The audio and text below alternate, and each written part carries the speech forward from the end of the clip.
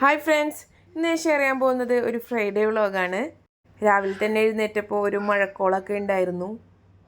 Friday മോർണിംഗിലെ ബ്രേക്ക്ഫാസ്റ്റും അതുപോലെ തന്നെ ഒരു റെസിപ്പിയുടെ വീഡിയോ കൂടി ഞാനിതിൽ ഇൻക്ലൂഡ് ചെയ്യുന്നുണ്ട്. അപ്പോൾ വീഡിയോ എല്ലാവരും സ്കിപ്പ് ചെയ്യാതെ കാണുക. ഇവിടെ ഞാൻ ഷെയർ ചെയ്യാൻ പോകുന്ന റെസിപ്പിയെ ഈസി ആയിട്ട് നമുക്ക് കുക്കറിൽ ഒരു മന്തി ചെയ്തെടുക്കാം. ഈസിയാണ്, നല്ല ടേസ്റ്റിയാണ്. വളരെ എളുപ്പത്തിൽ തന്നെ നമുക്ക് ഈ മന്തി റെഡിയാക്കി എടുക്കാവുന്നതാണ്.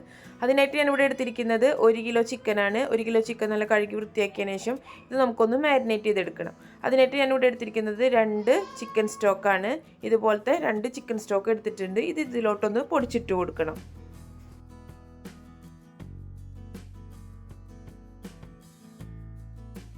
പിന്നെ ഇതിലോട്ട് 1/2 ടീസ്പൂൺ മഞ്ഞൾപ്പൊടി ചേർത്ത് കൊടുക്കാം. ഇനി ഇതിലോട്ട് ചേർത്ത് കൊടുക്കേണ്ടത് കുരുമുളക് പൊടിയാണ്. ഞാനിവിടെ ചേർത്ത് കൊടുത്തിരിക്കുന്നത് 2/2 ടീസ്പൂൺ കുരുമുളക് പൊടിയാണ്.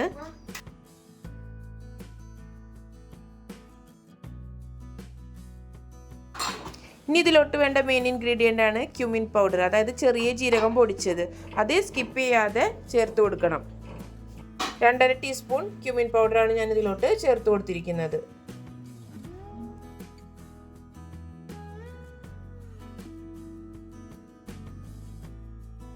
ഇനി ഇതിലോട്ട് ചേർത്ത് കൊടുക്കേണ്ടത് ഒരു 1/4 ടീസ്പൂണിനടുത്ത് ഗരം മസാലയാണ്.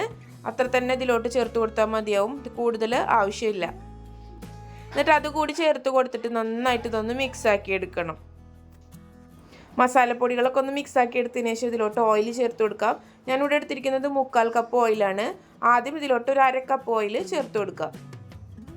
ഒറ്റയടിക്ക് ഇതിലോട്ട് ഓയിൽ ചേർത്ത് കൊടുക്കേണ്ട ആവശ്യമില്ല, നോക്കിയിട്ട് ചേർത്ത് കൊടുത്താൽ മതിയാവും.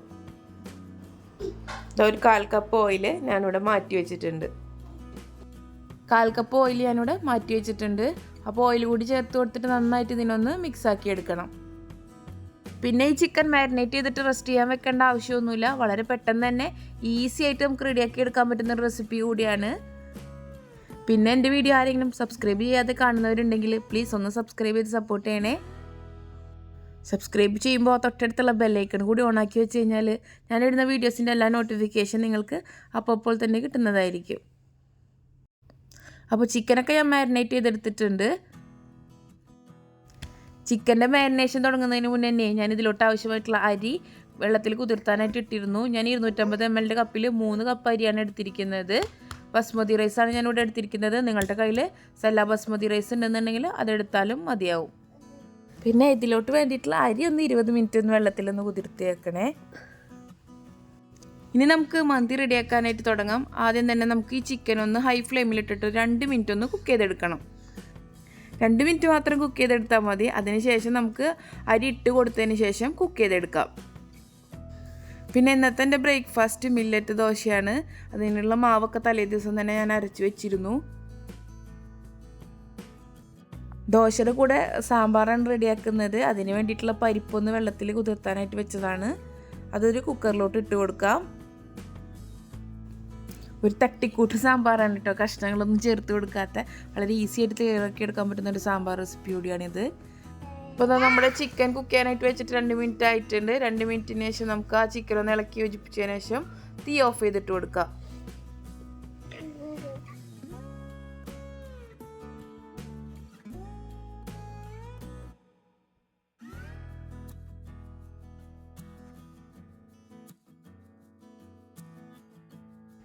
ഇനി നമുക്ക് സാമ്പാറിൻ്റെ പണികളിലോട്ട് തിരിച്ചു വരാം. അപ്പോൾ പരിപ്പിലോട്ട് ഞാൻ സവാള, തക്കാളി, പച്ചമുളക് എന്നിവ ചേർത്ത് കൊടുത്തിട്ടുണ്ട്. ഇനി ഇതിലോട്ട് ചേർത്ത് കൊടുക്കേണ്ടത് മസാലപ്പൊടികളാണ്. ഒരു 1/2 ടീസ്പൂൺ മല്ലിപ്പൊടി, 1/2 ടീസ്പൂൺ മഞ്ഞൾപ്പൊടി, 1/2 ടീസ്പൂൺ മുളക് പൊടി എന്നിവ ചേർത്ത് കൊടുത്തതിന് ശേഷം ആവശ്യത്തിന് വെള്ളം ചേർത്ത് കൊടുക്കാം. ഇത് മുങ്ങിക്കെടുക്കുന്ന തരത്തിലാണ് വെള്ളം ഒഴിച്ചു കൊടുക്കേണ്ടത്.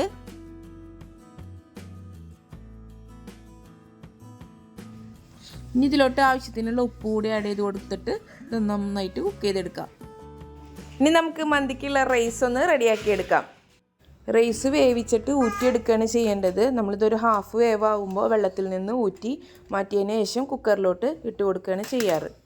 വെള്ളം വെച്ച് കൊടുക്കുമ്പോൾ കുറച്ച് കൂടുതൽ വെള്ളം വെച്ച് കൊടുക്കുക. അപ്പോൾ ഞാനിവിടെ എടുത്തിരിക്കുന്നത് 3 കപ്പ് അരിയാണ്. അപ്പോൾ അതുകൊണ്ട് അതിനാവശ്യമായിട്ടുള്ള വെള്ളം വെച്ച് കൊടുത്തിട്ടുണ്ട്. വെള്ളം നന്നായിട്ട് വെട്ടിത്തിളക്കുന്ന സമയത്ത് ഇതിലോട്ട് നമ്മൾ കുതിർത്ത് വെച്ചിരിക്കുന്ന അരി ഇട്ട് കൊടുക്കാം.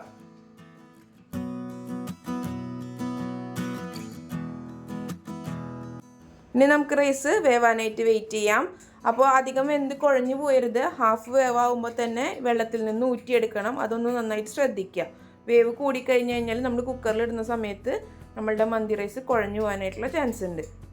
ഇപ്പം നമ്മളുടെ അരി ഇവിടെ വെന്ത് വന്നിട്ടുണ്ട്, ഹാഫ് വേവായിട്ടുണ്ട്. ഇതുപോലെ ആ അരിയുടെ കടിക്കുന്ന പരുവത്തിൽ നിന്ന് വിട്ട് കിട്ടിയിട്ടുണ്ട്. ഈ പരുവാകുമ്പോൾ നമുക്ക് ഇതിൽ നിന്ന് ഊറ്റിയെടുക്കാം.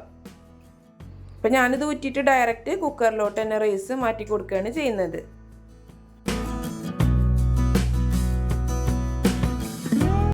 ചോറൊക്കെ ഇതിലോട്ട് ഇട്ട് കൊടുത്തതിന് ശേഷം നേരത്തെ ചിക്കൻ വേവിച്ചതിൽ നിന്ന് ഇത്തിരി സ്റ്റോക്ക് ഞാൻ മാറ്റി വെച്ചിട്ടുണ്ടായിരുന്നു. അപ്പോൾ അത് ഇതിന് മേലോട്ട് ഒഴിച്ചു കൊടുക്കാം.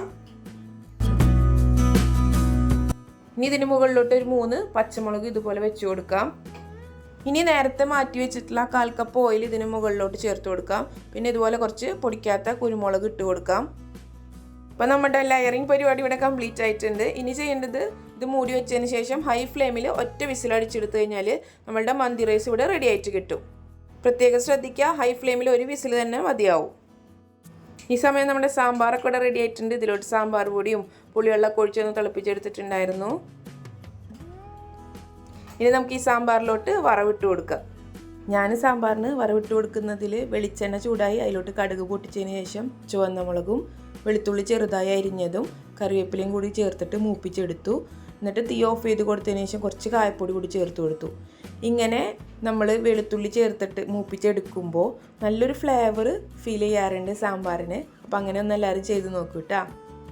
വളരെ എളുപ്പത്തിൽ തയ്യാറാക്കിയെടുക്കാൻ പറ്റുന്ന അതേസമയം ടേസ്റ്റി ആയിട്ടുള്ളൊരു സാമ്പാറിൻ്റെ റെസിപ്പിയാണ്. അപ്പോൾ എല്ലാവരും ഒന്ന് ട്രൈ ചെയ്ത് നോക്കിയിട്ട് നിങ്ങളുടെ ഫീഡ്ബാക്സൊക്കെ അറിയിക്കണേ. ഇനി നമുക്ക് ദോശമാവിൽ ഒരു ഇത്തിരി ഉപ്പൊക്കെ ഇട്ടിട്ടൊന്ന് മിക്സാക്കി എടുക്കണം.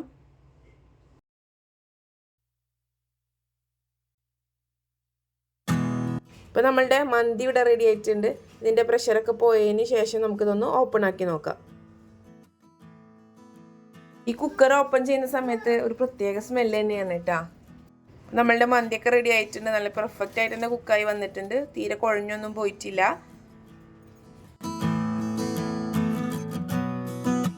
റൈസ് മിക്സ് ചെയ്തെടുക്കാനുള്ള എളുപ്പത്തിന് വേണ്ടിയിട്ട് ഞാനിതൊരു പാത്രത്തിലോട്ട് മാറ്റി കൊടുത്തിട്ടുണ്ട്. അടിക്കൊന്നും തന്നെ പിടിച്ചിട്ടില്ല. പിന്നെ നിങ്ങൾക്കൊരു സംശയം വരും, ചിക്കൻ ഒറ്റ വിസിലിൽ കുക്കായി കിട്ടുമെന്നുള്ളത്.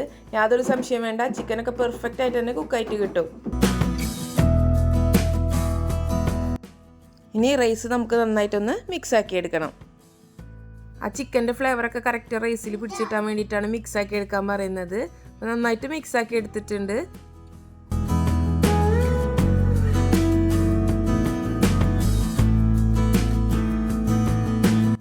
ഇനി നമുക്ക് ഓഫീസിലോട്ടുള്ള ലഞ്ച് ഒന്ന് പാക്ക് ചെയ്യാം.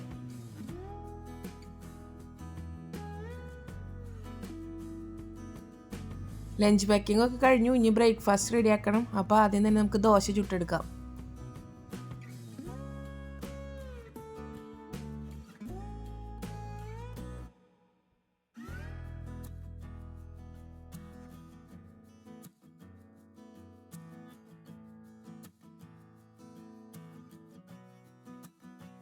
ദോശ ചെറുതായിട്ടൊന്ന് മൊരിഞ്ഞു വരുന്ന സമയത്ത് ഇതിലോട്ട് നെയ്യ് ചേർത്ത് കൊടുക്കാം.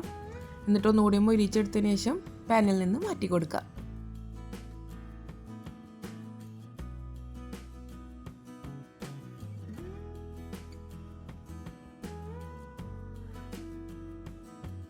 അപ്പോൾ ദോശയും ചായയൊക്കെ റെഡി ആയിട്ടുണ്ടെങ്കിൽ നമുക്ക് ബ്രേക്ക്ഫാസ്റ്റ് കഴിക്കാം. അതൊന്നും ഞാനിതിൽ ഇൻക്ലൂഡ് ചെയ്യുന്നില്ല.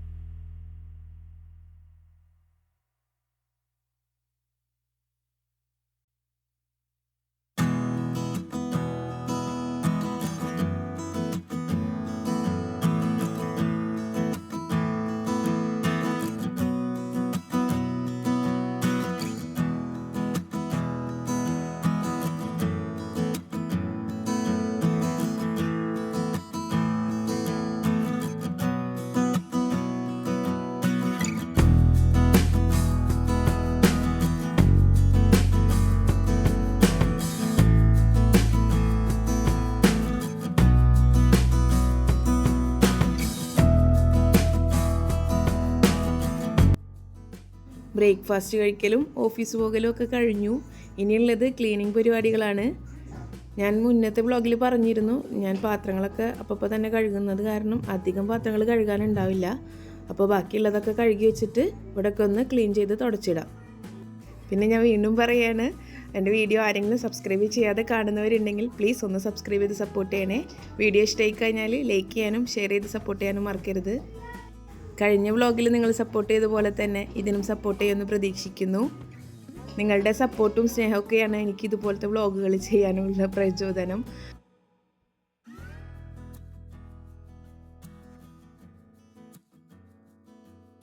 പാത്രം കഴുകലൊക്കെ കഴിഞ്ഞു. ഇനി ഇവിടെയൊക്കെ ഒന്ന് തുടച്ച് വൃത്തിയാക്കിയിടണം. അത് കഴിഞ്ഞാൽ കിച്ചൺ ക്ലീനിങ് പരിപാടികൾ കഴിഞ്ഞു.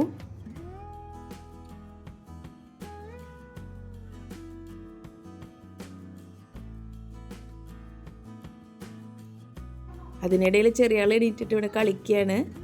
അപ്പോൾ ഇന്നത്തെ വ്ളോഗ് ഇത്രയേ ഉള്ളൂ. അടുത്ത അടിപൊളിയായിട്ടുള്ളൊരു വീഡിയോ ആയിട്ട് വരാം. അതുവരേക്കും എല്ലാവർക്കും താങ്ക്